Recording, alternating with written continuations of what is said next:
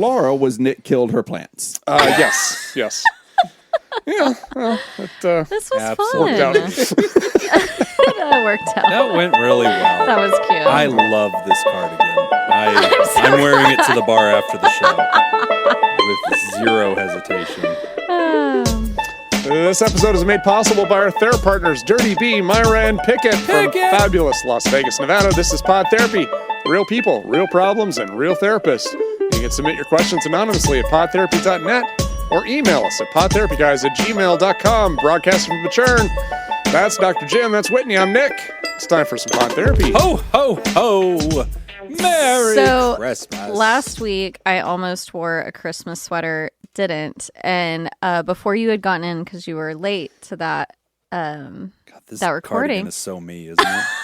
Really is. It really is. There's nothing about this that isn't for me. But I was like, oh, I almost wore my Christmas sweater. You look like I was you're poured into it. Yes, you're right. No, you look like you need to ask for the manager. Yeah. Excuse me, sir. Yeah, I need to speak to the manager. No, I think I need to do the thing where I clutch it and clutch it and really wrap it around close. It's just There's sequins and everything. Oh, it's so great. It's glorious. No, this I is mean, it looks like something that somebody would wear to a Golden Girls cosplay Christmas party. Yes, it is Golden Girls Yes. Christmas. Yeah. I am in love with this. But Nick did tell me, he said there's So not nice. a 0% chance that Jim will not wear a Christmas sweater in last week. I was like, oh, Jim's into Christmas sweaters? I was like, then it's game on. Yeah. I was like, we gotta get this. This was the move, Whitney. This Okay. is lovely. I am so happy with it. But I'm sorry, I stepped on your story. No, that was it. Oh, That Nick told me that there's not a 0 chance that you wouldn't wear a Christmas. great story. You're welcome. I appreciate that. Well, if you want to interrupt me, it would have been better. The That's all right. Pod Therapy Christmas gift exchange went extremely well. I really enjoyed my cardigan and my dinner that I'm looking forward to. Dinner? That gets you a You're dinner welcome. at Applebee's? Yeah, so... don't put that thing staring at me. Oh, that thing. The dead eye that's stare. creepy. God damn, If you want to know what they're talking Those are about, you have very- to listen to Patreon. There you go, Whitney. Good job upselling. very realistic eyes. Patreon.com/therapy. eyes. Sad eyes. Just sad, decapitated eyes. Oh my God, they're so creepy. That's really good. You should totally do the lights thing. That would just be so fucking weird. Patreon.com/therapy. Come join the holiday shenanigans. The annual Pod Therapy gift exchange went exactly by as the way, expected. I need that box back. Oh, In yeah, case you need to that's return. very important. No, because Yeah. Laura was like, I told her what I was going to do. Don't lose the box in And case there's no, ever a problem. she was kind of upset Oh. that I was even taking the box. Oh, okay. Oh. Yeah. And Does she keep boxes to everything? No, but it was I just sentimental. And she's like, I don't want this box breaking, something like Okay. that. And I was like, okay. yes. Okay. Oh, I've got So bad then- news about the box. yeah. He ripped it open with It's in his teeth. shreds. Well, then I asked her, I was like, would I be out of line to rebox? Actually put the PS5 back into the box? And because that's what pretend- yeah. Yeah. And then she's like, no. She's like, that's that too doesn't far. leave this She house. drew the line. A bridge too Yeah. far. That's Aw, fine. God damn, yeah, that thing what is a weird. gift. Yeah. Yeah, look at it. Oh, yes. Yeah. That's good enough. Oh my God. It'll hold. That is I'm amazing. surprised you didn't put it on your cactus. I mean, are any deer really that color? It's like reddish. I guess there's red pretty deer. red. That's pretty red, though. It looks beefy, like too. box dye. That neck, it knows what it's doing. Yeah, the neck's pretty beefy. That is a beefy neck. Patreon.com/therapy. I believe it's Ho, venison. ho, ho. Happy holiday week to all of you as you get ready to celebrate whatever your thing is, but probably Christmas anywhere? because this is a Christian nation. What? Are you going anywhere? No. I do the in-town thing. So I'm the convergence point. Everybody comes to my house. There you go. Okay. Really excited. I will be in Iowa. Dude, it's probably going to be freezing I hope balls it up is. there. Except, really? Didn't you say the one year Laura went with you, it Yeah. was like not Record snowing out? highs. It was actually warmer there than it was in Vegas. That's weird. The week we were up Oh, there. that's right. For a long time, you've wanted Laura to Yes. experience the bitter chill that is Yes. the Midwest. So she'll She's like, stop saying that we "Let's should move move there." there. Yeah. Yeah. She needs to understand. There's nothing good about that. Let her dig out a parking spot, too. Oh, yeah. It's terrible. Yeah. So we're flying into Des Moines and heading up to Cedar Falls, going to visit some friends, Okay. all that. Spend some time up there and then go visit family. That'll be So- great. It'd be a good time. Yeah. I'm terrified to drive anywhere that like it normally Where there's going to be snows. snow? Yeah. Laura's already very anxious about it. Good. That'll Oh, teach it's so her. much better to drive where they regularly have snow, though, because then they know how to deal with the roads. Yes. Okay. What's bad is when you're in like Mississippi. Yeah. They have no it solution. freezes for over. this. There's ice and snow on the roads. Yeah, then they're just Yeah. like, well, I guess we're done. Yeah, well, that happened in Vegas. I remember a couple of years ago. It snowed a little bit, and it was like, well, shut the place down because Yeah. we had 2 snow plows, Rusty and Dusty, and they were both located on top of Mount Charleston. Yeah. Yeah. So they were an hour away from the city that needed them, and there was nothing we could do about it. So that was the end of all things. Feels right. Are you traveling, Whitney? Are you staying in town? Christmas proper, I'll be here. I'll be at your house, Jim. Oh, great. Yeah, you're coming over? Yeah. Awesome. You got my Evite? Yeah. Wonderful. Yeah. It's gonna be a The fun week time. before, though, I'm going to go to Utah. Just Peter to bask and I, in the sun and do a little apparently, sunbathing. I normally like to do at least like a few days or a week at a snowy place. We've been to Lake Tahoe before. Oh, okay. We've been to Minnesota before. For Christmas? Yeah, we just go. So you just pick a snowy destination. Wherever's snowy, and they have an affordable cabin that we can go stay in or whatever. Yeah. Because I want it to look a certain way. It has to have the big windows. Got it. Oh, we Okay. went to Utah last year, just closer to Salt Lake City. Are you a Hallmark Christmas movie person? Oh, well, yes. Okay. I am. This year I've been not feeling it. That's why I almost said no, Yeah. but normally I am, yes. Okay. Yeah. Yeah. Because I try to watch as long as I can, and then I tap out. That's at fair. I some just did point. that. I watched one yesterday for my day off, and I was like, I'm going to watch this. And I was like, this sucks. And I turned it off. The guy annoyed me in it. I was Okay. like, stop. Isn't it all the same movie? It's the exact same. It is, Yeah. yeah. The formula Big is city ridiculous. woman who's a writer in New York or Oh, an my attorney or an God. accountant or Yes. something goes back to So hometown. Small town meets Yep. the rugged, like, Yep. wood chopper. or Who's something. like, yeah, I Yeah. cut down trees for people that don't have trees. Yeah. And she's like, oh, and he's like, I had a crush on you in 8th grade. Yes. Okay. But and you then were she's too like, good for me. Yeah, but you were too good for me. Okay, bye. And And then she he's- goes to the diner, and her friend from high school is like, no, he's rich now. Next scene, she's jumping his bones. Yep. It's like, Right. oh, okay, so I can just like live here in our small town And be he's respected. ridiculously handsome and kind and Yeah. is single still Single at 35. still, I'm yeah. like, that's not true. Yeah. These movies, they're Mm-hmm. so bad. I was watching one last night for as long as I could handle it. And there was like an older dad character or like grandpa kind of figure, but Mm-hmm. he's like somehow woven into the story as this like just beautifully generous, genuine guy. And you're kind of like rooting for him. He's like the father figure of the girl of the movie or whatever. And it was the dumbest shit I'd ever seen. It just was Just amazing. too corny. It was like something. There was a line in the movie that I had to hit pause and look at my wife, and I was like, "Really?" And she's like, "You can get the fuck out right now. Like you're not invited to this party. You're not about this. Get Yeah. the fuck out of this room. Like you go watch whatever the fuck you want." Yep. But it was some horrible scene where like this guy is talking to the main character girl, and he's like the older, endearing like father figure, right? Yeah. So the girl in the story is probably like late 20s, early 30s. This older man is like, gray of everything, 60s, 70s, whatever. And he's like, talking about how sad things have been. And he's like, ever since we lost the farm and lost this other Just thing, generic. and my wife died and the dog died and everything. And it's just like this very sad, endearing moment. He's like, but darn it, that's all going to turn around when we win the county bake sale tomorrow. No. And I was like, out. I'm just hands in the air. I was like, this is the dumbest shit I've ever seen in my life. If you need me, I'll be upstairs watching Home Alone 4. Written by ChatGPT. This is the dumbest fucking thing I've ever seen. The hard pivot to the bake sale or whatever the I fuck. Like, this What are is your dumb. actual favorite Christmas movies, though?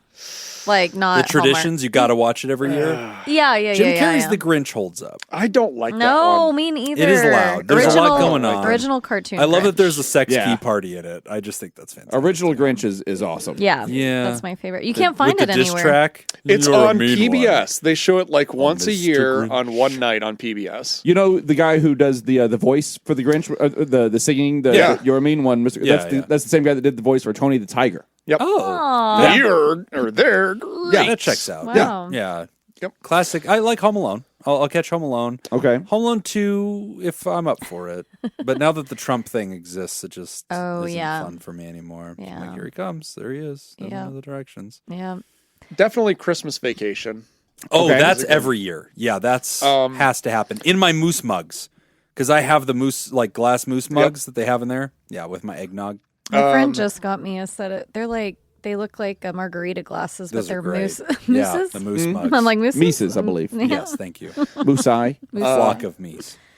The new one that I think will now be every year I'm going to watch is Violent Night. I Violent just Night saw that. is spectacular. It is. Is it? Such I just a saw that. And I was like, last what year. is this? It's What is this? hilarious. I never Okay. heard of this. We went and saw it in the theater last year when it came out, and like I was crying. It is hyper violent. Yes. Okay, I Hyper- gotta watch this one. then. Hyper violent. Just gratuitous. It is not for children at all. No. Yeah. It is hilarious. Okay. Is it and trying a good to be Christmas funny? movie. It's a pretty good. It No, has- I think yeah. everything that's funny there, it's funny on purpose. yeah. Okay. Yeah. No. Yeah, Violent Night over-the-top is violence. great. A friend of ours got us started on, and now we watched with them Muppet Christmas Carol. Oh, that's that's a a good solid one. movie. That's a really good one. That's a fun one to watch. And then I'll say my favorite Christmas movie A is lot of Die wall Hard. breaking. Yeah, I Oh, watched of Die Hard course. the other day. That Yeah. was Never watched that movie. So really, good. yeah. For historical reasons, I think you Yeah, should go back and I watch think at some I need point. to. Muppet Christmas Carol though is definitely top 3. Yeah. that is so much fun. And I always like A Christmas Story. Yep. I'll watch a Christmas Christmas Story is Story. always one. I good. never got into the Christmas Story. Well, That's Ralphie? the I'll shoot my eye out. Oh, Yeah. I was like, Yeah, what's never- that one? never I saw do like the It's a major award. as far as the Christmas it. I carols do quote go, drink more Ovaltine a lot. Which one is the one that I like? Scrooged. Muppet No, Christmas yeah. Carol Bill is the Murray. best one. Yeah. Scrooge. No, it is Showtime. awesome though. That was That's good. funny. Oh shit! I can't remember which one it is. Mickey? I have to look it up now. I was gonna. Oh shoot! Hold on. Lost my train of thought thinking about. There's a Scrooge. Jim Carrey Christmas Carol too. I think he's just trying to get like the Oh. edge on all these things. It was like Lemony Snicket's Christmas Oh Carol. yeah, okay. it was like not animated, but weird. Oh, the one with George C. Scott is the one I like. If you want to watch something that is just awful, just watch the Mariah Carey Christmas special they made a couple of years ago. Oh Lord. Okay. It's like weirdly bad. Oh. Yeah. Oh, one movie we just watched that I weirdly kind of liked was Christmas Chronicles. Oh yeah, with Kurt Russell. I was Yeah. like, he's a There's really two good of 'em. Santa. Yeah, the second one's pretty decent I too. really liked his he Santa looks Claus. great as Yeah. Santa. Yeah, I was And impressed. his wife is the Mrs. Goldie They're Claus. not Hawn? married. Goldie Hawn. Yeah, They're not married. They're not married? No, They have a That's baby. their shtick. They have They had a child. Out of yeah, the way. Hudson, right? Gracious. Kate Hudson's their daughter. Not their daughter. Oh. That's Goldie's daughter. Oh. With whoever Hudson that she had. Yeah. Oh, okay. Not Kurt Russell. Oh, they're not together? I thought they were together. Who? Maybe I just thought that from a movie. No, Goldie Hawn and Kurt Russell. Yeah, Because they were in that Overboard movie together. That's probably why I think they're Yes. together. Oh, Yeah, they're together. They're couple, yeah. together. They're not married? No. Yes. Jesus God Christ. says you're not allowed to do This that. is the pasta thing all over again. Wow, they don't read the Bible. Okay, my favorite Christmas movie that we watch every single year that all of a sudden on social media gets all this backlash now, so I don't know if I'm going to watch it ironically this year for real, is Love Actually. Oh, God. I love It's that gross. movie, and now I'm like, damn it. That's getting It's getting- backlash over something? Oh, it's yeah, so many gross. things. Oh, I've never seen I it. don't think I've ever Oh. seen it either. Oh my gosh. It's just annoying as hell. It's cheesy and It's backlash cringy. for being annoying. Yeah, I'm isn't fine that the with one that. where like there's like a pop star who's like old now and Yep. he's yeah He it's- remakes a Christmas song. Yes. and Oh, there's a little boy it's in it. just who's- terrible. yeah. It's I good. hate all Y'all Christmas should watch movies except for Muppet Christmas Carol and Oh, My wife watches the Christmas the holiday movies, all the burns through Hallmark them movies and Yeah. everything. Oh, She just yeah. turns those on, and Yeah, you just do stuff and Yeah. like, yeah, they're just I mean, the and best. they're Background they're noise. just Yeah. terrible. They're They're bad. all so bad. That'd be a really fun drinking game though. The thing that bothers me is like the music. What? Right? Oh no, I don't know what it is, but like you can always tell a Hallmark movie. It's always shitty. Yeah, and then also the way that it fades in Oh yeah. and the way it fades out is just Your issue with for these me. It's really horrible bizarre. movies is the cinematography and the score. Correct. No, that's part of it. Okay. I mean, you're probably But not it's wrong. a big part of it. Like, Okay, yeah, like that's fine. you can be in another room Yeah. and you can just hear it, Oh, and yeah. you're like, "That's a Hallmark movie." I You can tell by know. the way that they faded in the You music. can tell by the cadence of the actors delivering their lines. Yeah, Like, Yeah. just, it's so bad. You Wait can for just Muppet tell. Christmas Carol. It's like a goddamn toothpaste commercial. They stopped including a scene that was in the In original Christmas one. Carol? Oh really? Really? Yeah, so any of the streaming services, I'm like 99% sure Oh. that it's like where they go into Christmas past Okay. and there's like the little angel like The scene in the whorehouse, right? The gangbang scene? Rock. The gangbang scene it's out. The Miss Piggy scene? No, I know exactly what you're talking about. She's getting porked, yes. Oh, you mean the scene where Gonzo and the chickens are playing Ookie Cookie? This is the Pod Therapy Christmas special, everybody. I just realized we're not on Patreon. No, this is We're deep into reality, my man. They can hear everything. Anyway. The people know. No, they took it out because it references the his wife dying or whatever. Is the Muppet one you said? Yeah, the Muppet one. So they just took it out because it's too much for kids. Yeah, that Interesting. checks. That's Yeah. too much for Jim. All right, I've just pulled up the Rotten Tomatoes 100 best Christmas movies of all time. Love Actually's number one. Which they have number one, Meet Me in St. Louis. What? Yeah, Oh. that's a fine movie. It's I've- Judy I have Garland no classic. idea what it It's a is. classic movie musical. no reason. Starring Okay. Judy Garland. It's Rodgers and Hammerstein. Okay. It's gonna be good. I Yeah, hope it's- White Christmas is not somewhere on that list. I'm sure it's on here Oh, somewhere. yeah. All right, let me take a shot. Can we? I'll tell you, let's the vote highest, on top 10. The highest. Okay, yeah. Tell me. We're going to skip the first question of the show. This is what we're doing now. You're not going to get the top 10 Oh, because it's all a bunch of old movies that I you're think not it's going to name. It's a Wonderful Life. That is. Where was it? Miracle That's on number 10. 34th Street. Got it! Strangely, I'm in. Miracle on 34th Street. strangely, No. Damn. Nope. very little like of that that one. movie is around Christmas. Yes. Yeah, that's true.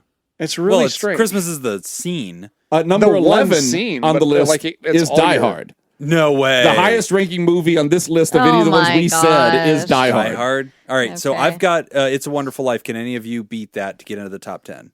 You know number I already one. gave and my you know number guess and 10. it wasn't on there. Yeah. Yes. Miracle? Was it Miracle? Miracle on Oh, no, 34th? never mind. It is on there. Number 5. Yeah, I felt like that. I should was be like on very there. surprised. Yeah, that's- I was too. That's why I went back and looked. I'll guess Die Hard.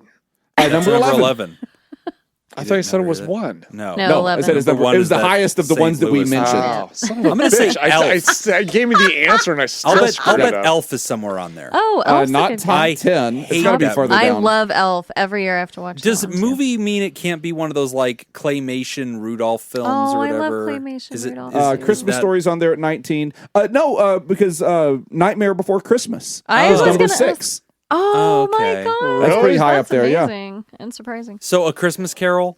Any version of that? Let's see. There's a movie called Carol that is number 9. That's probably a Christmas Carol. Something. Little Women is on here. What? Wow, I'm surprised. really? at that. Pet Cemetery? Yeah, seriously. right. Right, same. Debbie does A dreidel. different version of Little Women. That's on there. All the Little Women's. All Yeah, the right. Women. Jeez. I wouldn't A consider Christmas Little Story, number Women a 19. Christmas movie. Edward Scissorhands, number 20. That's dumb. I did watch that Edward for Scissorhands Christmas. is a Christmas movie. I did watch that for Yeah. Christmas. Yeah. Chocolat. Years ago. Let's see Pirates here. of the Caribbean 4. Right. There was snow in that one. Gremlins, number No. 25. Oh, Gremlins, yes. Oh, Yeah, my that's God. a great Gremlins. movie. That That is a movie good was movie. terrifying. Gremlins 2 is hilarious. Is the best. Or Critters. Have sorry, you ever seen Critters. Key and Peele do their Yes. bit? I think I showed it to you. You did. I love it. Yeah, Key and Peele do a sketch where it's like the making of Gremlins 2. So funny. It's That's it. spectacular. It's Oh, a it's meeting. Elf is on the It's, list at 26. Okay, wow. That's pretty Batman Returns at number 28. deep. All right. So they're They're just just- trolling. This yeah. whole thing is just trolling. Let's see. Bad Santa. Oh, Bad Santa. We used to watch that's that a solid every one. year. That Yeah. was Muppet really Christmas good. Carol. Love that one. Yeah. Christmas Bloody Christmas. Somebody drop your head. Oh, there's on my White head? Christmas. White What, are Christmas you on going the to drop list. you on somebody else's head? Drop me on my own. God damn it, are you fucking with me? Yeah. Get this kid out of here. He's creeping me out. Oh, Tim Allen's The Santa Claus. Oh, there it is. Oh, yeah, that's a good that one, one. yeah. The original How the deserves Grinch Stole Christmas, number Yes. 42. the cartoon. Oh, what yeah. about really Charlie good. Brown? Oh, Christmas. Oh, I haven't seen that one on here Yeah, yet. that is so I'm awful. Charlie Brown Christmas is So awful? They're all bad. no. Oh. Charlie Brown Thanksgiving is No. great. Oh, Great no, they're all Pumpkin. terrible. Great Pumpkin was I didn't like, but It's Christmas. the Christmas Charlie one is Brown. the best. No. They're so I mean, best mean. of bad options, They're so mean yes. to 'em. But I'd still Oh. actually Oh, there give it is. Charlie to- Brown Christmas, number Yeah, 56. It's Christmas Charlie Brown. And then, like, I'd give it to Great Pumpkin. If I had to pick the best of bad Charlie Browns, it's the Great Pumpkin. Okay. But they're all so bad. It's a very merry Muppet Christmas movie.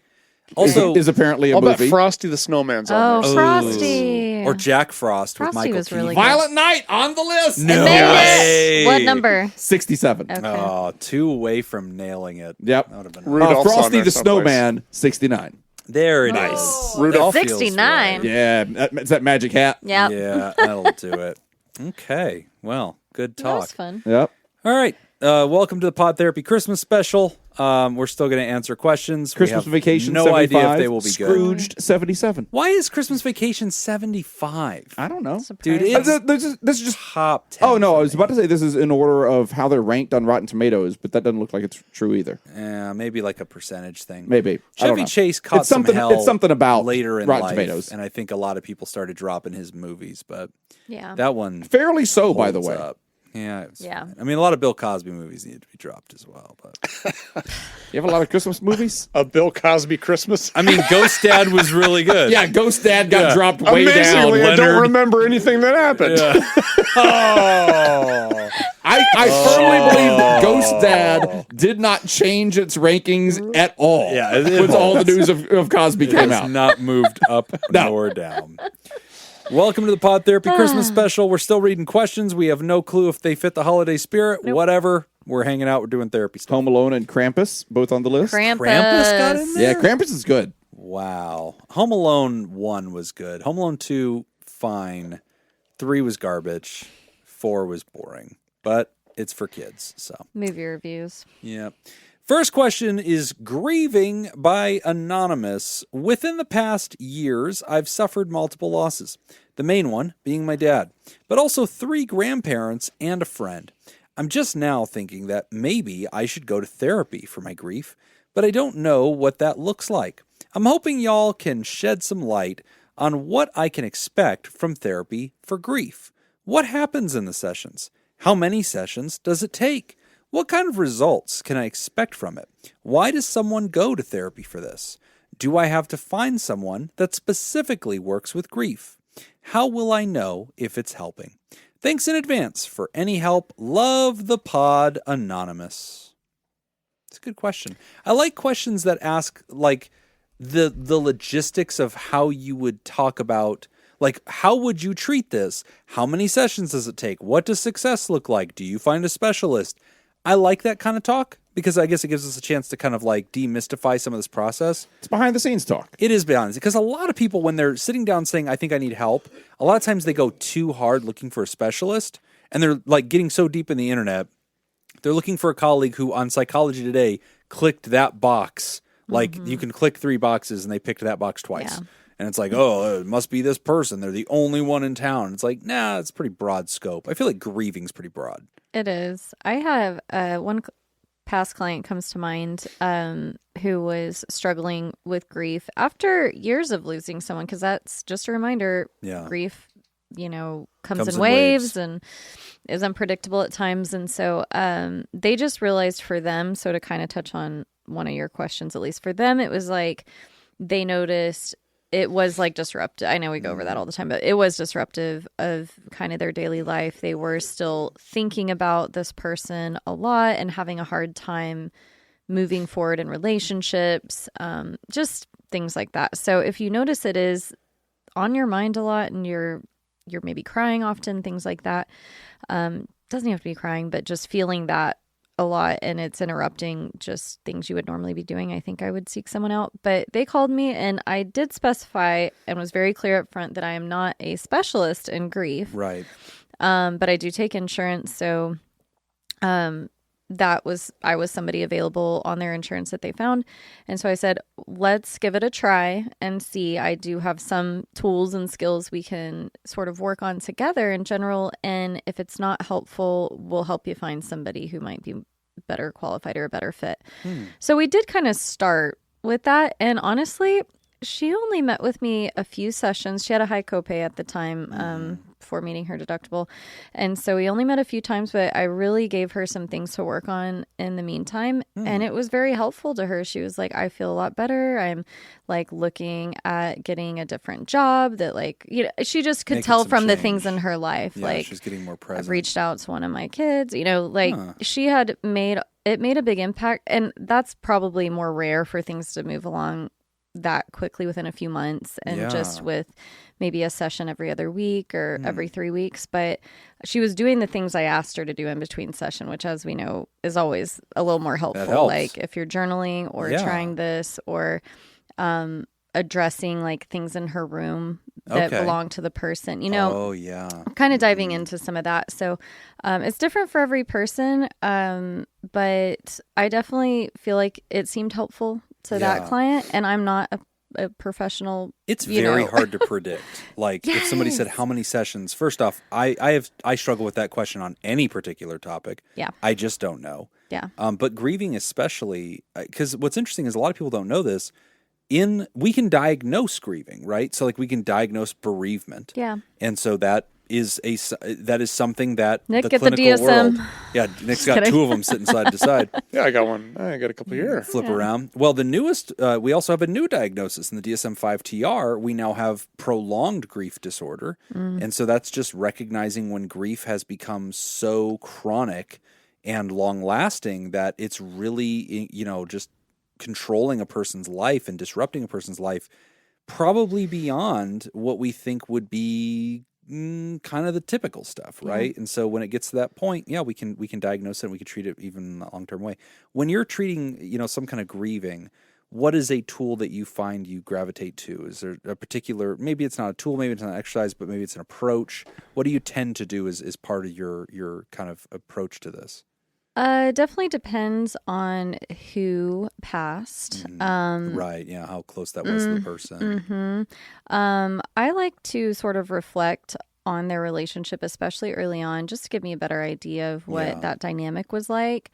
I'm thinking of this one client in particular. It was really unique because there's a little bit of a complicated relationship. So I was surprised to hear that when she started sharing, but where it wasn't all just, oh, this person was amazing. Right, you know what I them. mean? Yeah. And so, but they were like, I still loved them. I still cared for them. So it was very complicated. Yeah. But for that client, something specific that helped was basically writing them a letter to work on kind of getting some closure. Right. They also were having kind of instances of like almost not visualizations, but experiences that they, and I've heard that before with people who lose somebody, especially if it's maybe a partner or spouse who they've spent decades with and they still feel them in the bed next to them, things like that.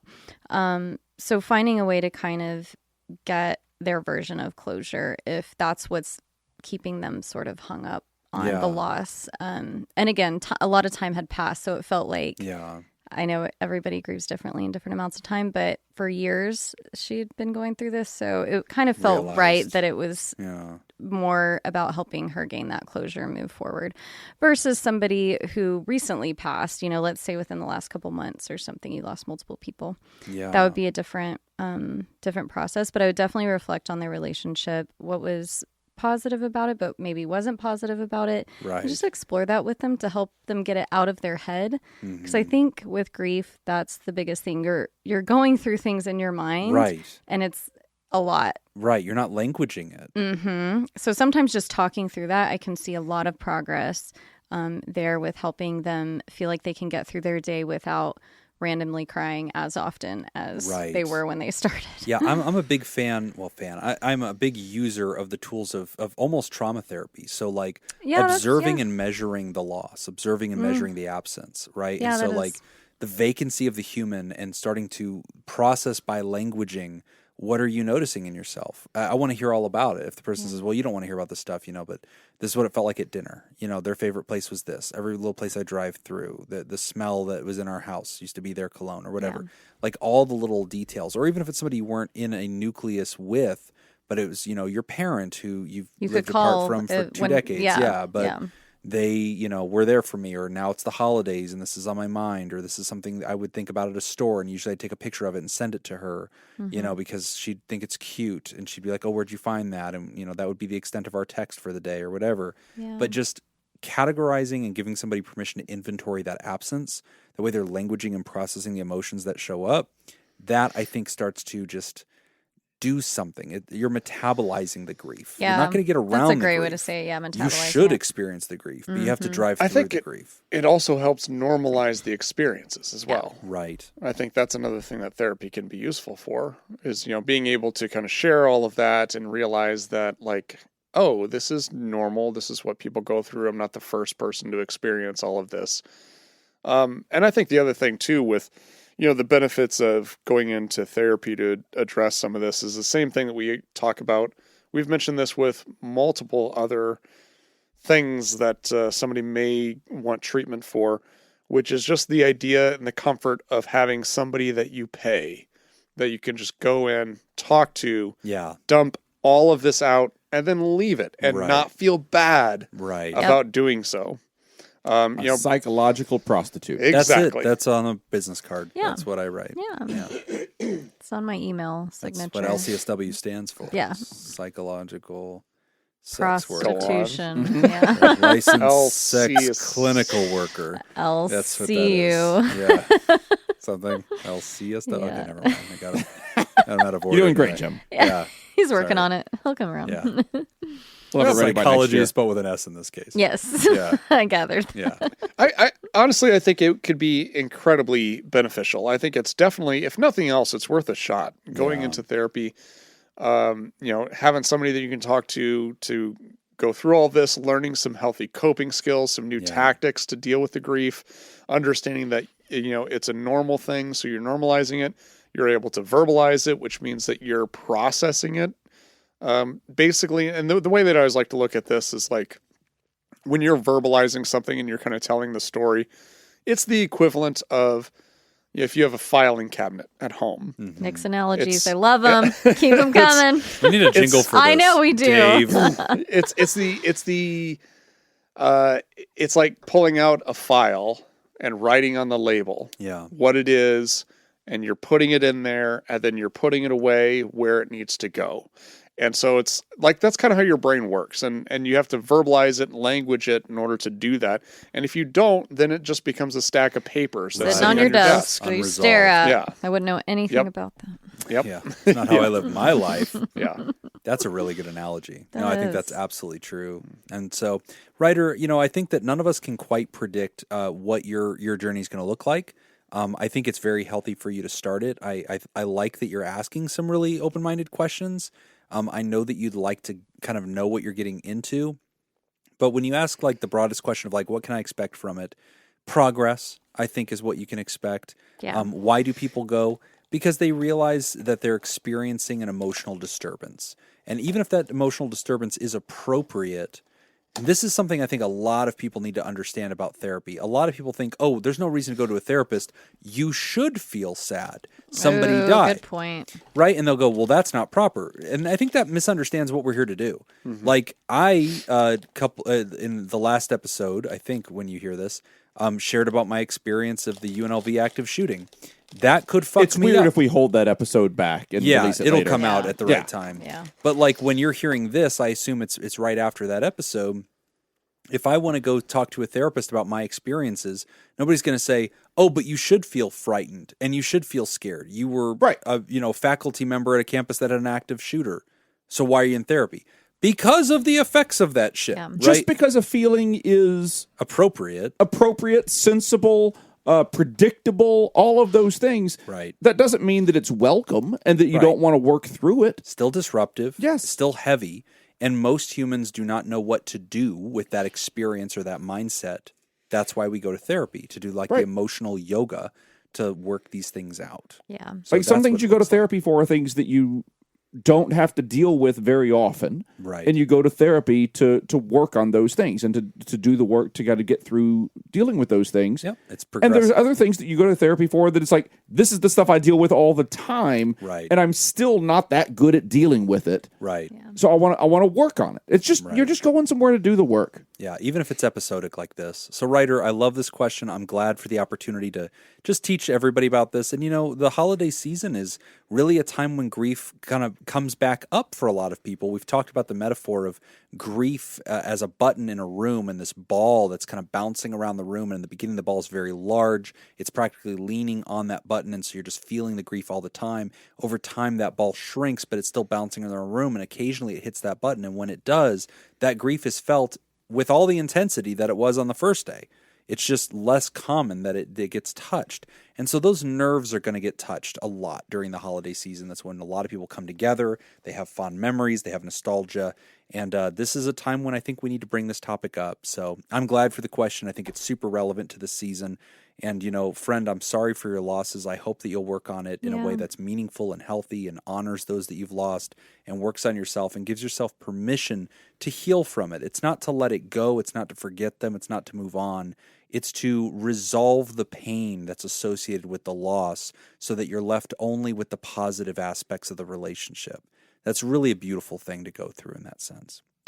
And if anybody else was bothered by Jim pronouncing it episodic, I'm with you as well. Oh. Is it episodic? It's episodic. Who decides I didn't even know what word he was saying. Episode. Well, it's an episode, not an episode. Yes. Everything you're saying is correct. So then, why wouldn't it be episodic? Episode. No, I think you should keep saying that. We're going to take a quick break, and when we come back, Now that you work for an established educational, Yeah. I think stick with it. Stick with it. Stick with it. Fuck it. They can pry my bad Say ideas it out of my... in public as much as you want to. We're going to take a quick break, and when we come back, we're going to talk about feeling strange about estrangement. You're listening to Pod Therapy. Today's episode is brought to you by Robert Brownie Jr. Mentz, Kayla Lansbury, Kevin Chamberlain, Ben Stanley, Adam Hathaway, Dan Martin, Lib, and Heyo. Heyo. And if you want to become a sponsor of the show, head on over to patreon.com/therapy and sign up to become a theraproducer. All right, we got Christmas trivia because, of course. All right. So I only have a few of these. So Violent Night. We're gonna Final have answer. to, I need to watch that. no, It's I already so thought that. I'm like, is it about the movies? it is. Their Christmas movie. It's Christmas movie trivia. First Boy. one up is Home Alone. Is Are this we a buzz buzzing in? Buzz in. All right. Here we go. What was the name of John Candy's band?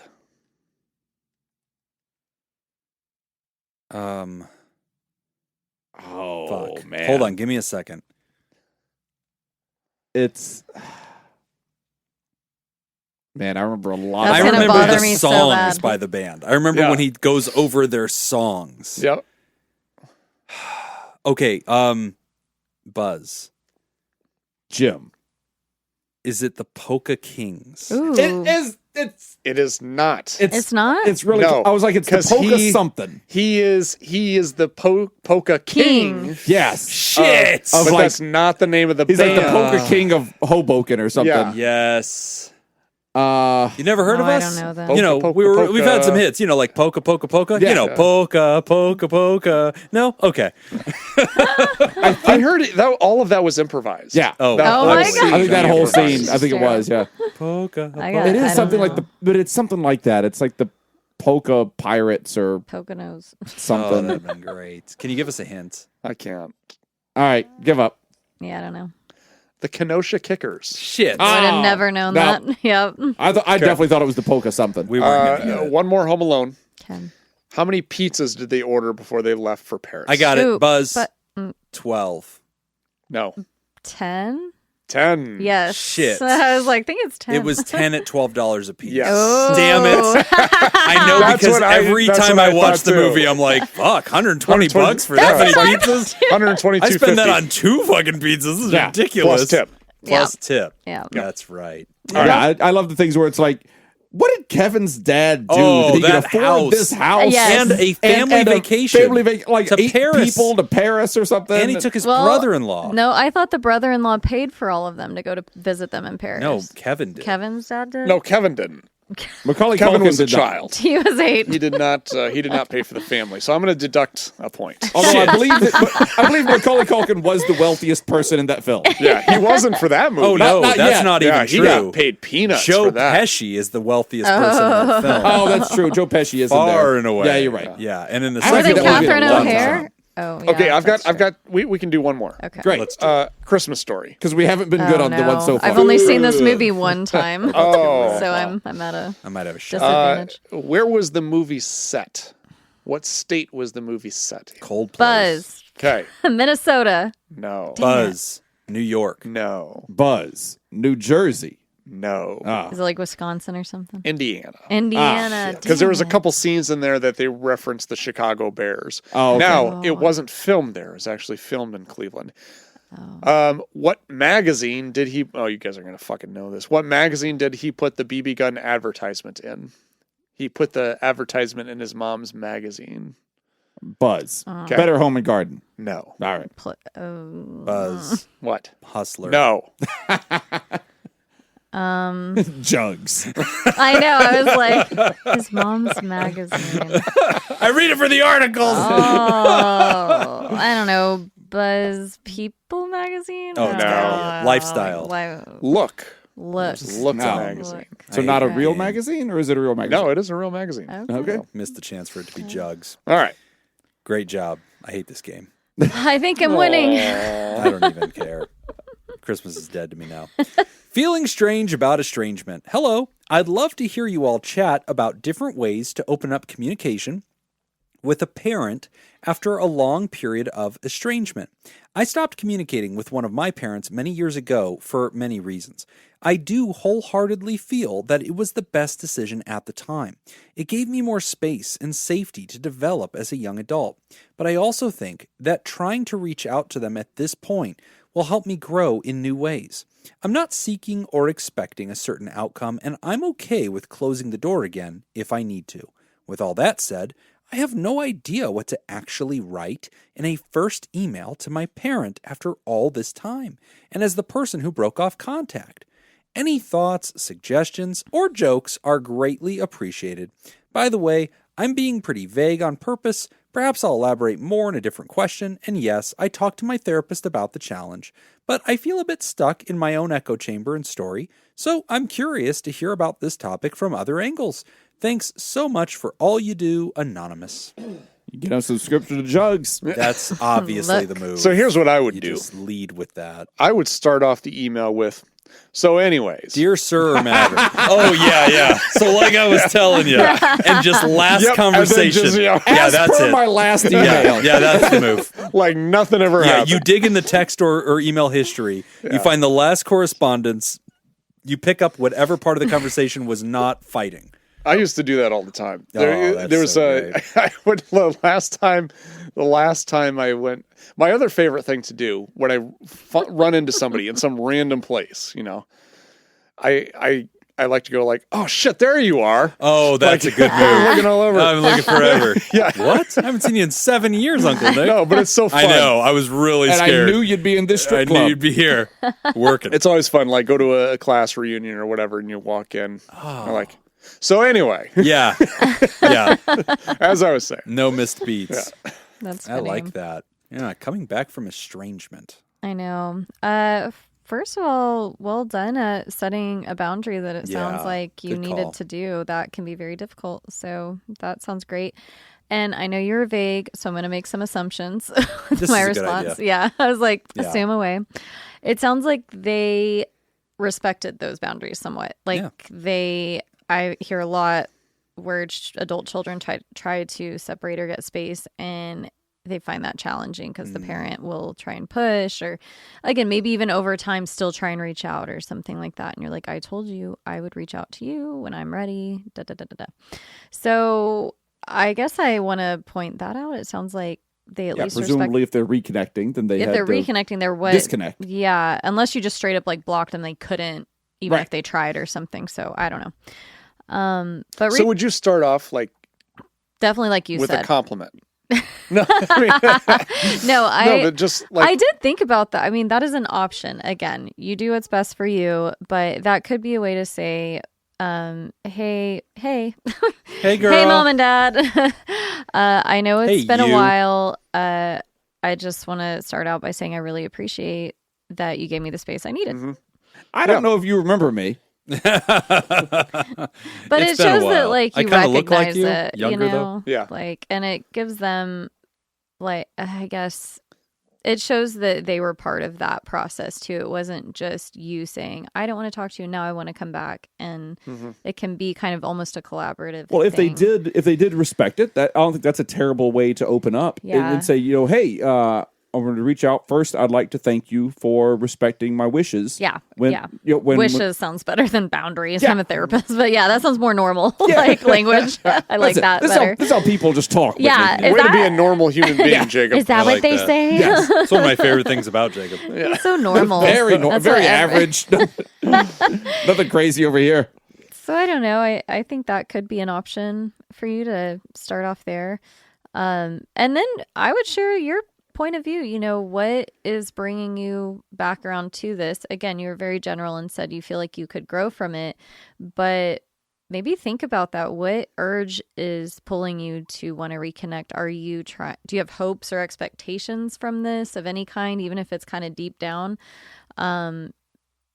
I guess just evaluating what your goals are by reaching out again. What about not rehashing, but addressing the reasons that you disconnected in the first place?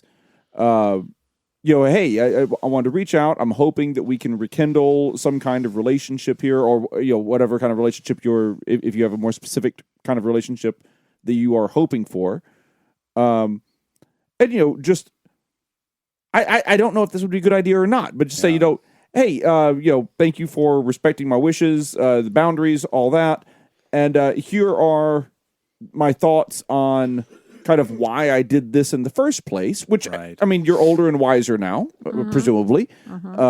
You're almost certainly older. You're presumably wiser. Presumably, yeah. And but here was my thought process when I severed this relationship. Don't use the word severed. Normal people don't use the word severed. Severed. Yes. Yeah.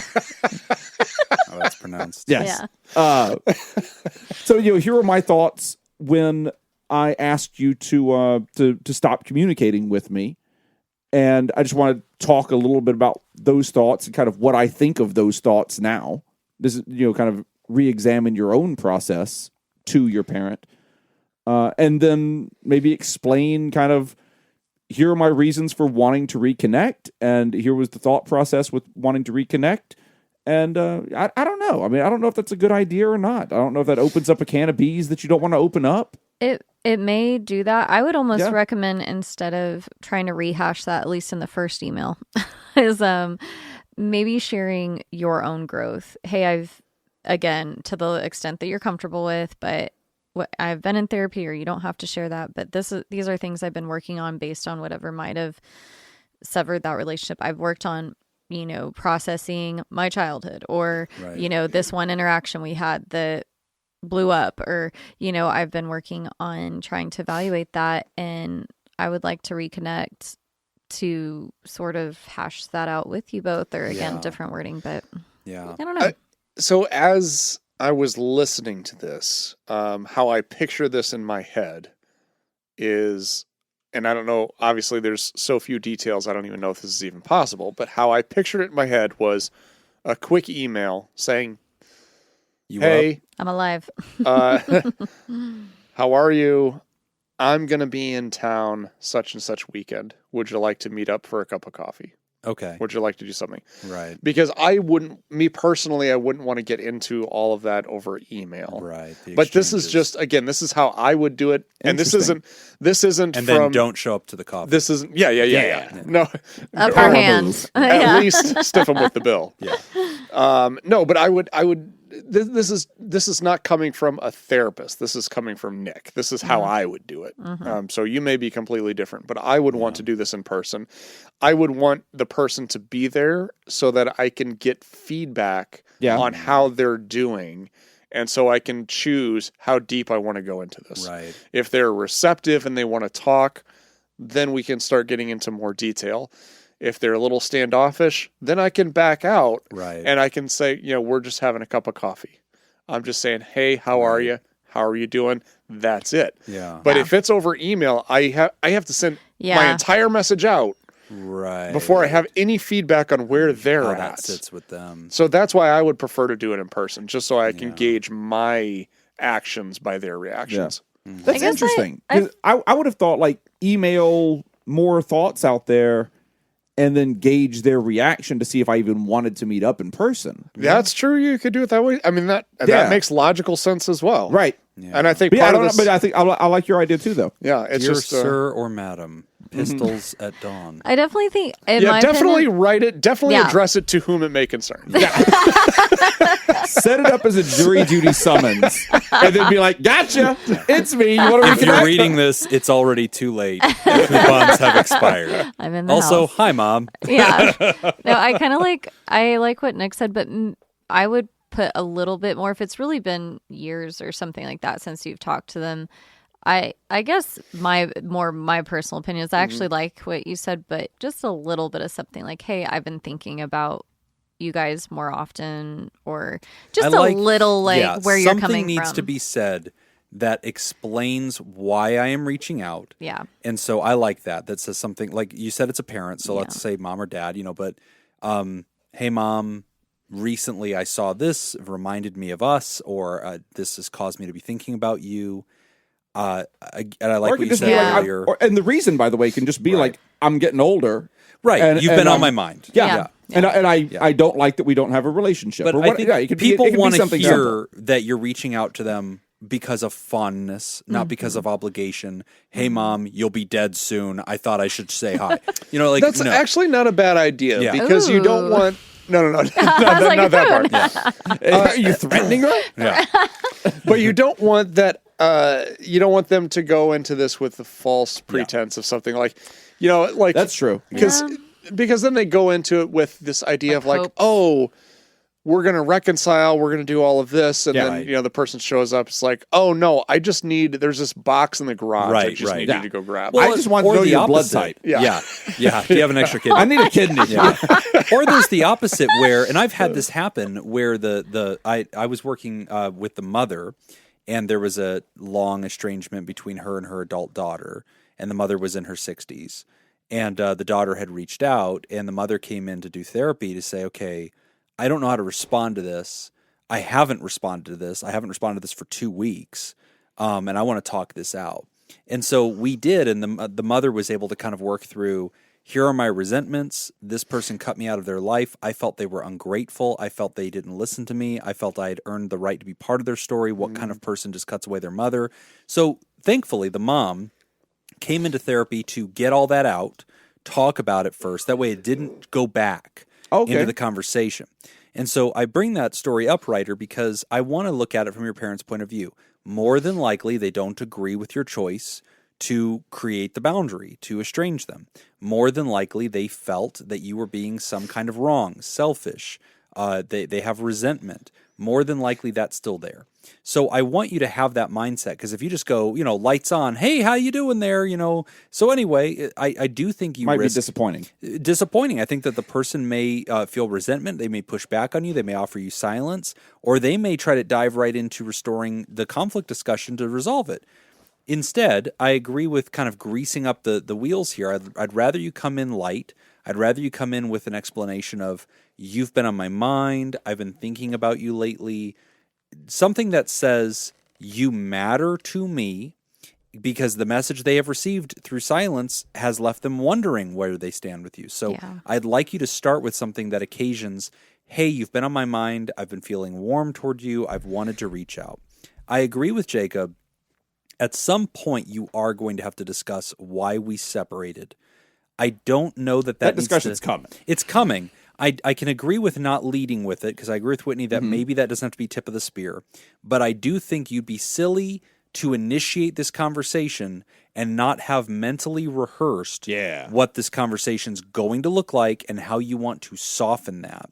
And if I were your therapist and we were talking about this, I'm sure you are talking about this with your therapist, I would already get you thinking about, what is the purpose of this initiated contact? What do you really want from this? Yes. Right? Understanding what your expectations are. Yes. Yeah. If Whitney were saying, I haven't talked to my mother in 10 years, Jim, I think I'm going to initiate contact. My first question is, okay, Whitney, what do you need? What do you need from your mom? Do you need to know that she's not going to die in silence? Do you want to make sure you still have contact with her? Are you looking for wisdom? Do you miss her? Do you feel alone? Are you scared at this point in your life? Do you miss the friendship?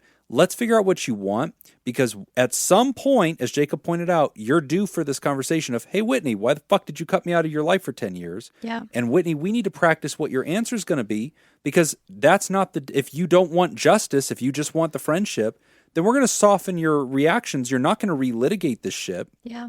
You're going to say, and the writer hasn't said if they have children. Right, and that's going to be a big so if part there are of this grandkids too. Involved too. Why have you cut me out of my grandkids' lives? I've tried to send Christmas gifts. You've rejected them. So there's going to be some resentments. We need to rehearse how we're going to deal with that. We need to define what victory looks like for you. And that means we're going to, if victory is reconciliation, if victory is Christmas photos, if victory is a shared life together, we may need to forego our desire for justice or to be proven right or to receive that apology that we feel we've always been owed or whatever it is. That may be beyond this person's ability to give. Can be right or can be happy. That's the old saying. Again, kind of if this were me in this position, one thing I would do is I would imagine, what does this look like if everything goes perfectly? Right. And how do I feel? And then now I want to imagine, what does this look like if everything goes absolutely terrible? What's worst case? Right. And how do I feel? And if I can feel confident and okay in both scenarios, then I would pursue it. Right. But if If going it's to be not, too painful, then I need to understand why, Yeah. and I need to come to terms.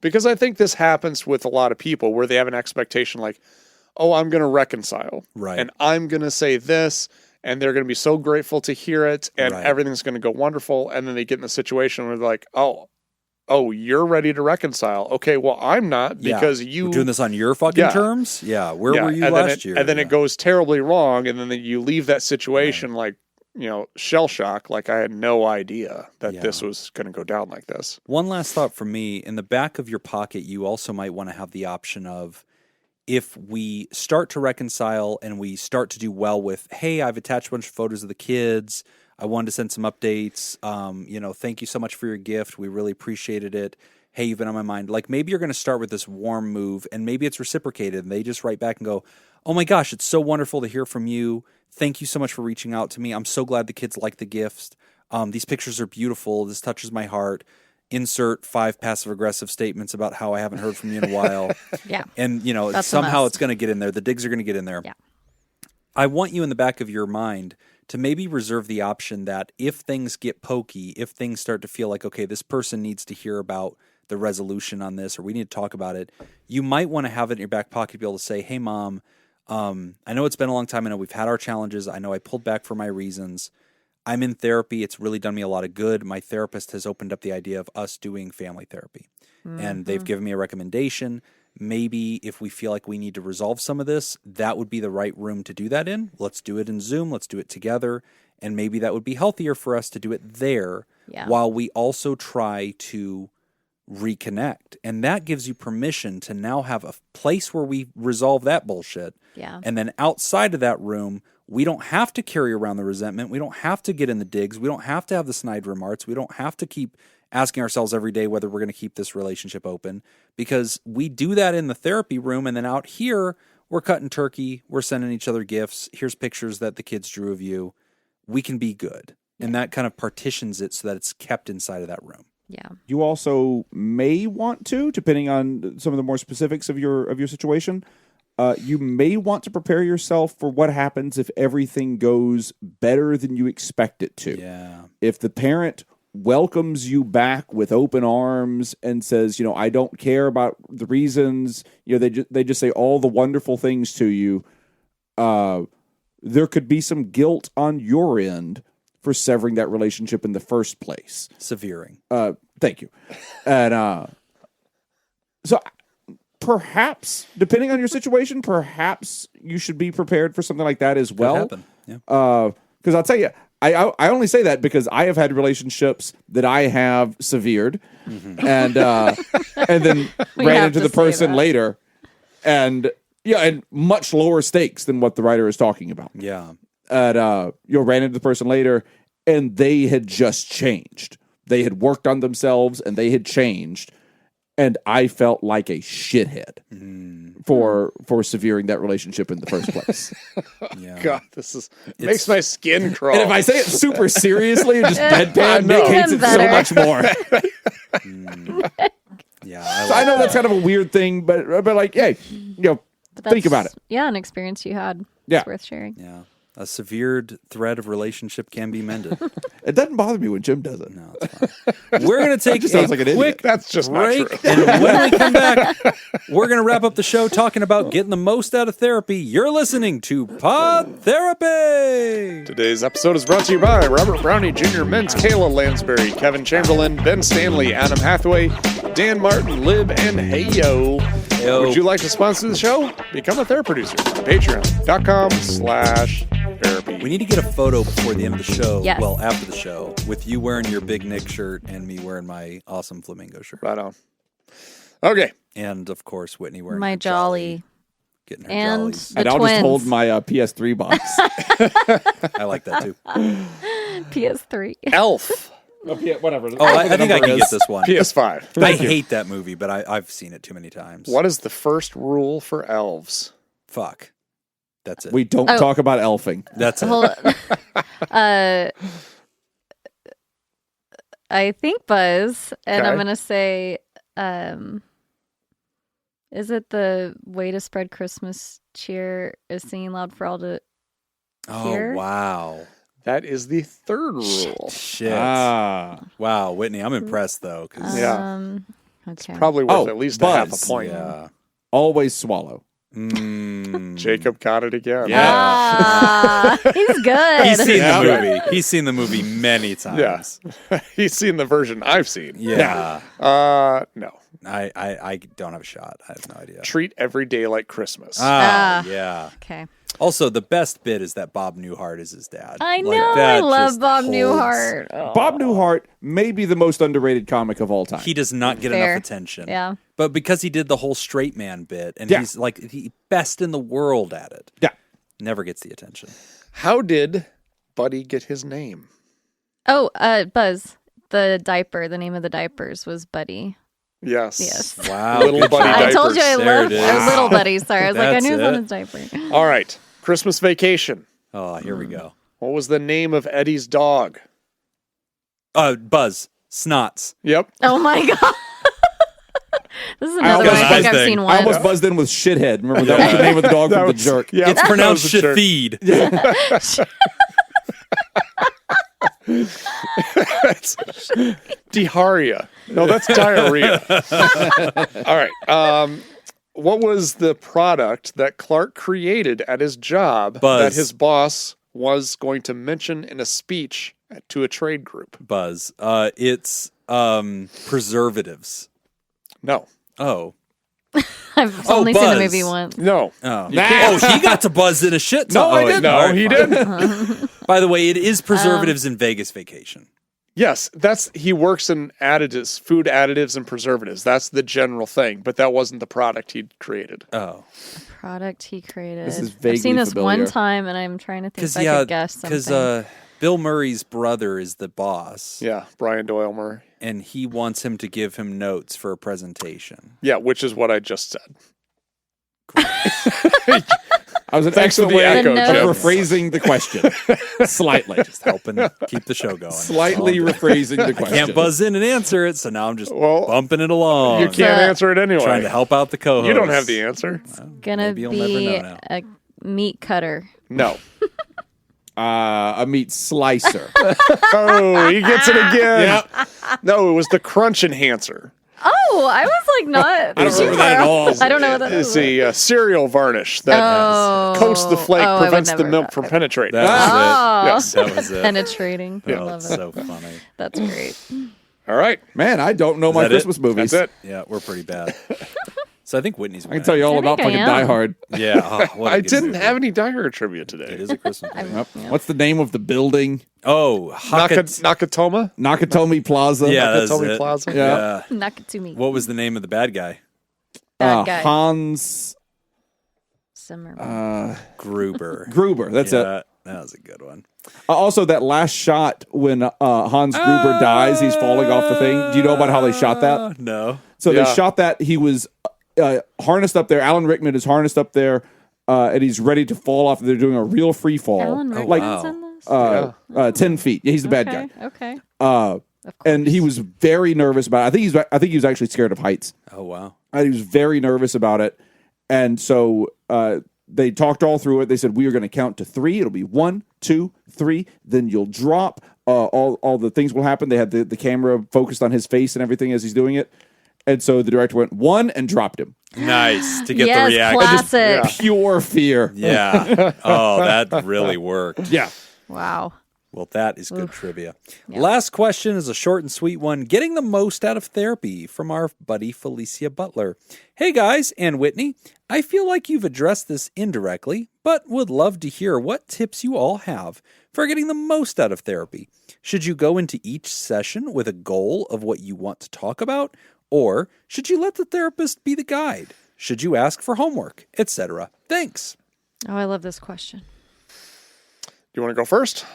I mean, I don't, I guess, have a ton of insight. I mean, I already shared earlier, I suppose, doing the things that your therapist asks you to do start. outside of therapy. I still see the most progress with clients for themselves when they kind of put that time into it. And I don't ask a lot. It's, again, I don't like to load them up. No, it's like, oh, think of 3 emotions you felt at the end of the day. You know, like, it takes 3 minutes. I don't know. Like, it's not a lot. But I take issue with therapists that try to, like, throw the book at these people, because I'm like, then why didn't they just go to a bookstore, right? Because like, who's the creator of EFT?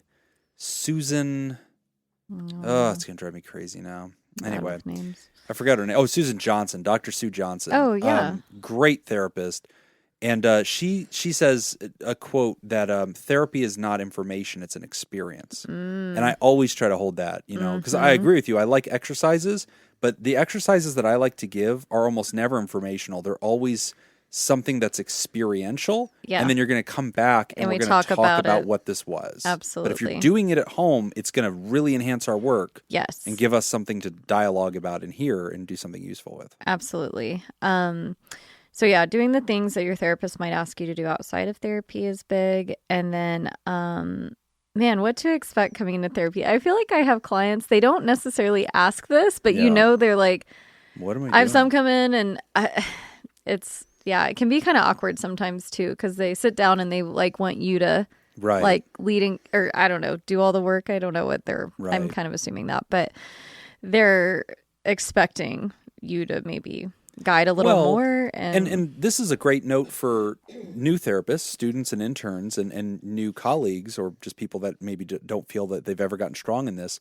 You should assume that when people come, they're looking to you as the expert, right? Yeah. If I go to the dentist is like, so, how are you? I'm like, fucker, I'm here for my tooth. Like, you're the person. You tell me what's wrong and fix that. You know, like, I'll tell you my problem. We'll start there, but you're driving, right? Like, you're the expert. You're the healthcare provider.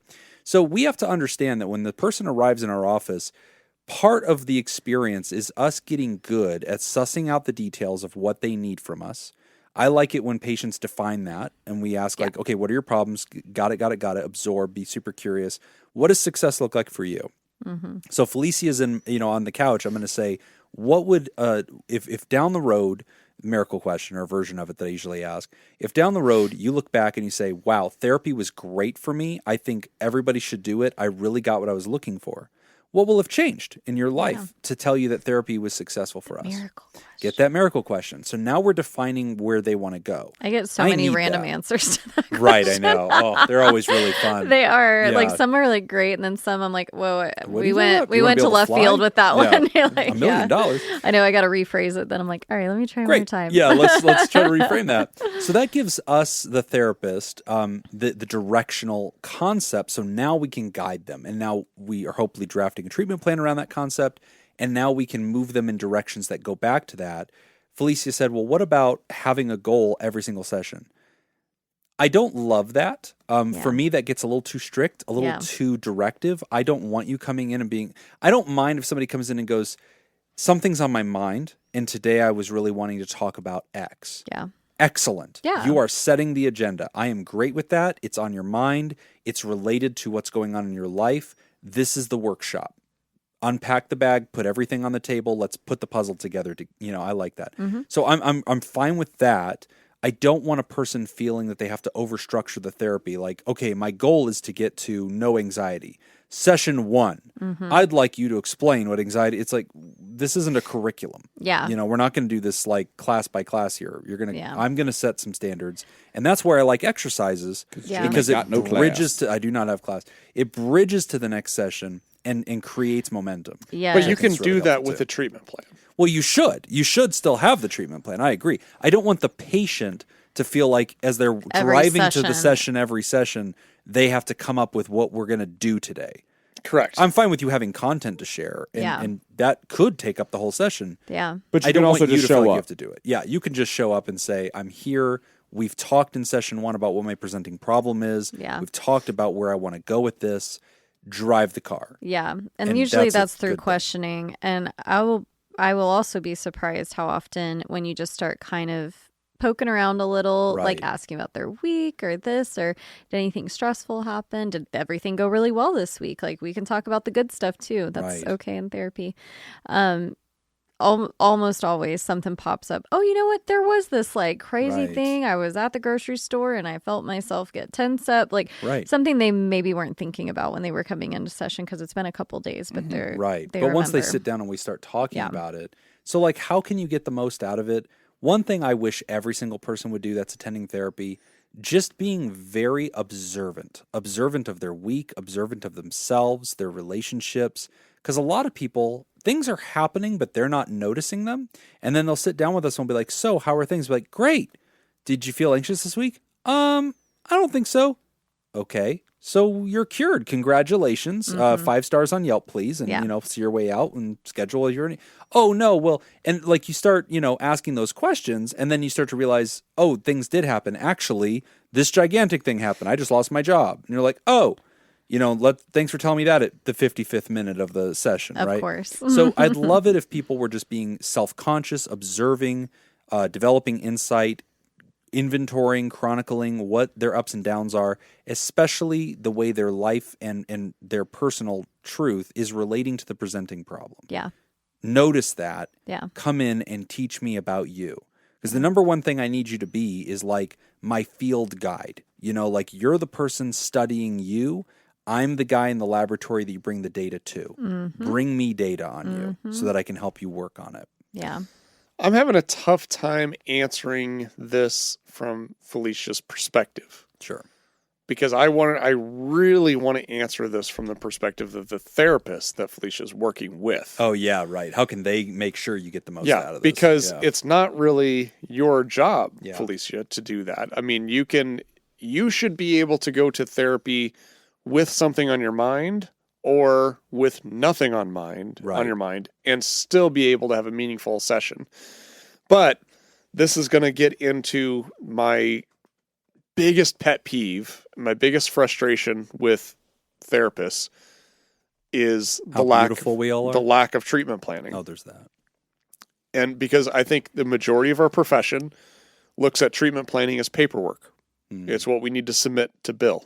Mm-hmm. And then you do the paperwork and then you put it off to the side and you never look at it again.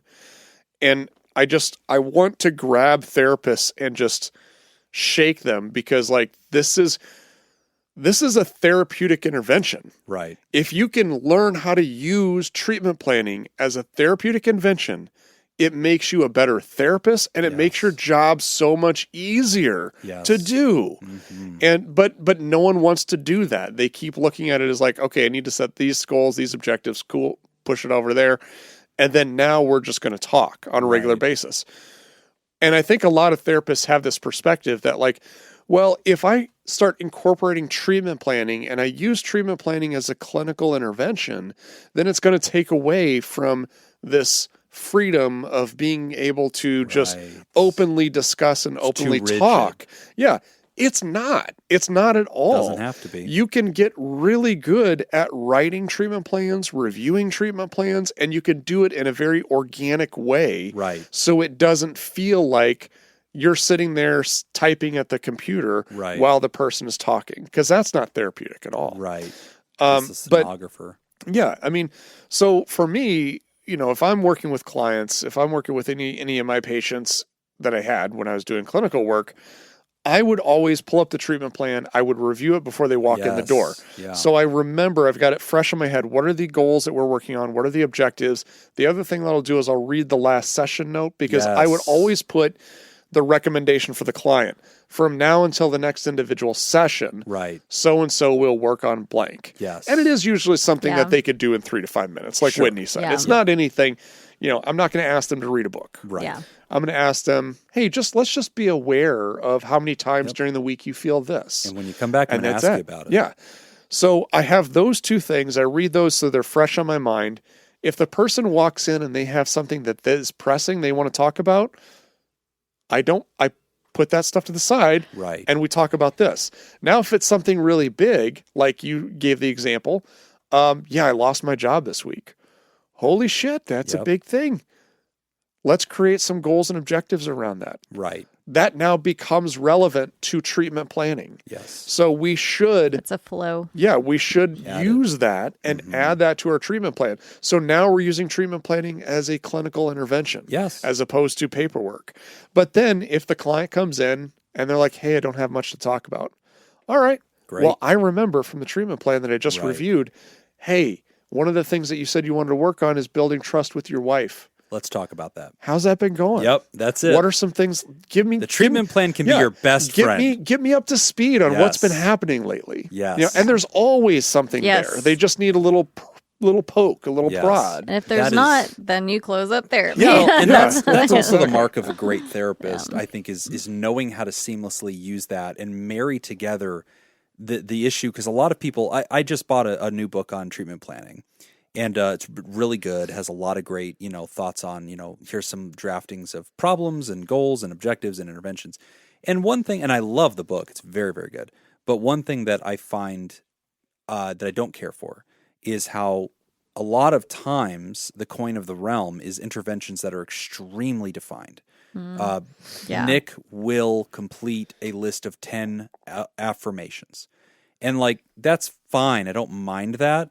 But that is so checklisty. Yeah. And I don't care for the language of that. And I appreciate what Nick said, that the function of this instrument is bigger than just a checklist.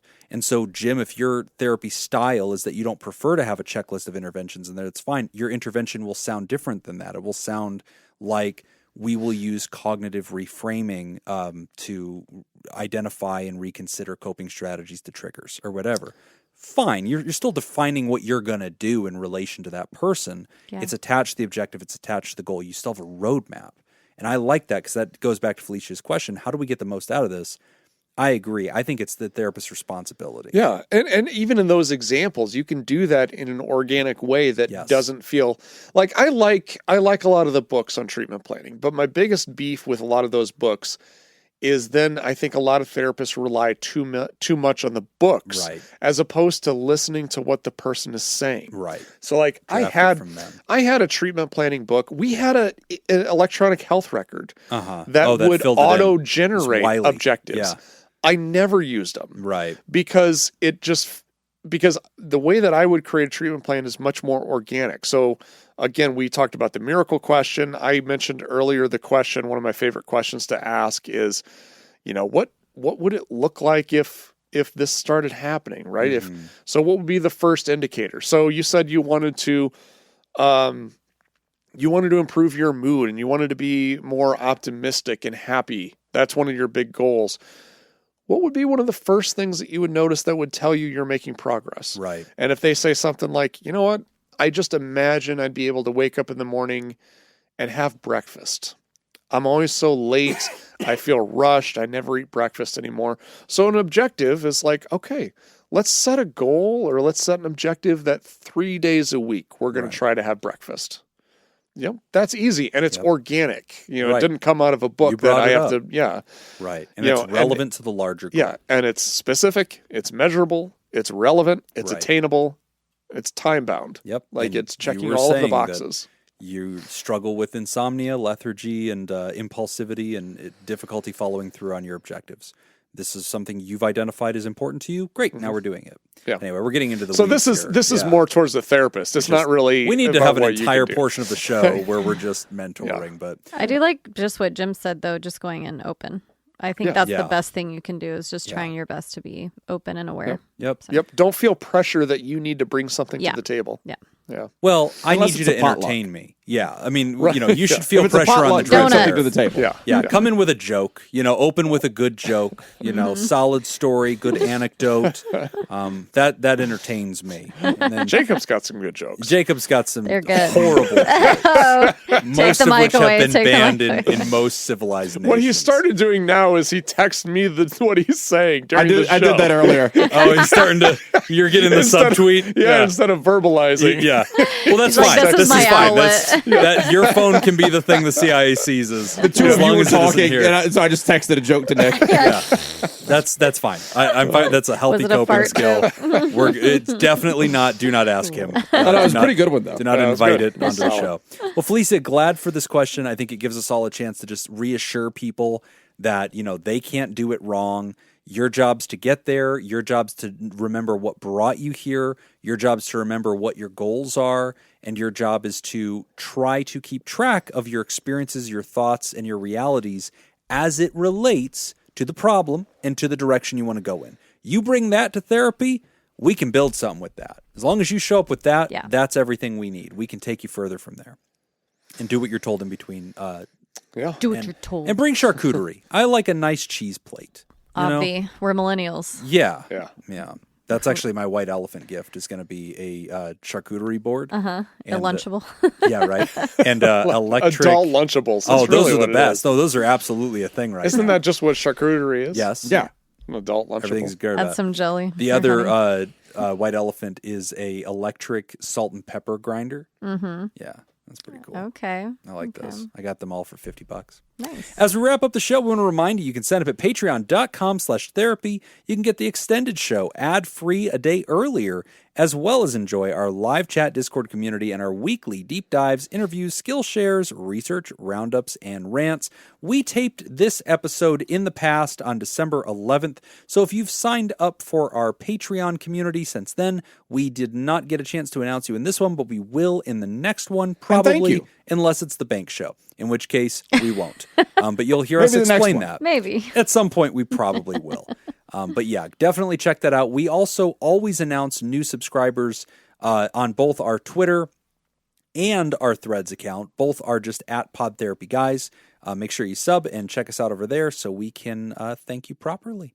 But here at the end of the show, we want to thank our Thera partners, Dirty B, Myra and Pickett, and our bosses, the mysterious and shrouded Illuminati members of the fan club, the Thera Producers. Thank you, Jake Schneider, Robert Brownie Jr. Mint, Smitty Scoop, Ben Don, Judy Schneider, Kayla Lansbury, Mrs. and Mr. Hot Dog Scoop, Malia, Leon Kassab, Mason Miller, Richard Macy, Carolyn Albert, Kevin Chamberlain, Tess Miller, Sammy Scoop, Ben Stanley Slap in Your Face, Sarah Smith, Adam Hathaway, Byler T, University Jeff, Mike Helm, Paris, Samantha Cohn, Darren Cunningham, Lib, Team Monaco, Thunder Cougar, Falcon Scoop, Matt and Lisa Tangeman, Heyo, Oscar Swanrose, A Sunny Boy, Slurpy Kaye, motherfucker, Sandra McWaffle, Dan Martin, and Hannah Marie. And if you'd like to hear this episode uncut and unedited, And Why wouldn't you? Totes adores. and enjoy our spontaneous side projects, go to patreon.com/therapy. And thank you for supporting mental health. That's all the time we got for this week's session. We want to thank our landlords, Matt and Mattingly's Ice Cream Social Podcast. And thanks to those of you who contributed to our show today. We really appreciate it. Yes. Remember, Pod Therapy isn't something to keep all to yourself. Share this episode with the world. Tag us on the socials when you do. It's at PodTherapyGuys on Instagram, Twitter, and Threads, /PodTherapy on Facebook. And don't forget about all the goodies at patreon.com/therapy. And do you want to submit a question to the show? Ask anonymously at podtherapy.net or email us at Do it. podtherapyguys@gmail.com. I'm Nick Tangeman. I'm Whitney. I'm home alone. Thanks. Ladies. Two. And we'll see you for your Two. appointments next week. Home aloner. as well. Home alone. More home. More alone. alone. Bigger and blacker. Bigger and blacker. That was Okay. Chris Rock. All right, here we go. Last one. Last therapy. Get in there. The Grinch. Oh, fuck. The original one or the Jim Carrey one? Okay, the first question I'm not sure. I think.